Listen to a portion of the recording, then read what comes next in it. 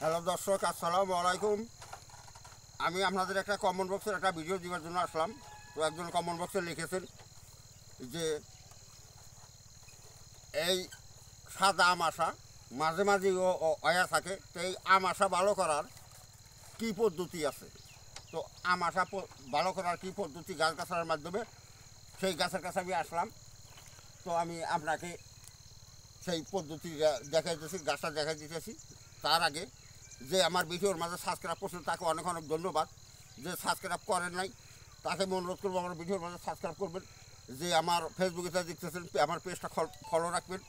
যা হোক, তো এখন আমি বিতংভাবে গাছের কথা আমি বলে দিতেছি। এই তো গাছ, এই তো দেখেন, এই যে গাছ, এই যে গাছ, এই দেখেন, এই গাছ, এই গাছের দ্বারা এই মোটামুটি আপনার এই আমাশা রোগ ভালো হবে। এই দেখেন। তো যা হোক, আমার সাথে থাকেন, আপনারা ভালোভাবে বুঝে নেন কীভাবে এটা যা কাজ করবেন। তো এই গাছের নাম কার জায়গায় কী কয়, কোন ভাষায় কেরা কী কয় জানি না। একজনের জায়গায় এক ভাষায় এক গাছের এক নাম কয়। আমাদের এই জায়গায় এর নাম কয় জল তুলসী। তার বিনিময়ে দেখেন এই সাইডে নদী আছে, এই দেখেন এই যে মানে জলের পানি বেশি হয়, এইটা এর নাম হচ্ছে জল তুলসী। এই জল তুলসী, কেউ কয় হিয়াল মোতা। তো এখন আপনাদের জায়গায় কী কয় ডাকে আমি জানি না। আমাদের জায়গায় কিন্তু জল তুলসী, হিয়াল মোতা এইটা কয়ে ডাকে।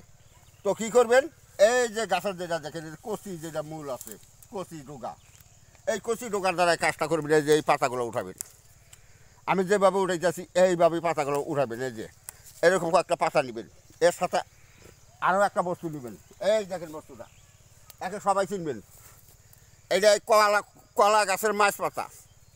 যে পাতাটা আপনার না হয়েছে, যে পাতাটা আপনার না বেড়েছে, যে পাতাটা এরকম মোচড় ধরা আছে, ওই মাছ পাতা নেবেন।